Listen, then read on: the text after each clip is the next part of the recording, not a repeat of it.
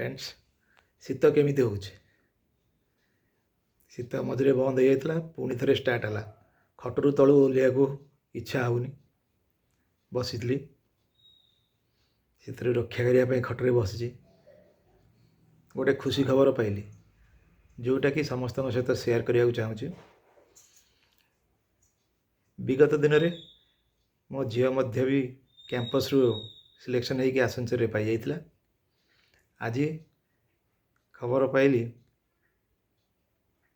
झीआरी जी कि झील झील मिसिकी पढ़ुले झीआरी भी कोफरोज कन्फर्मेशन पाईगला।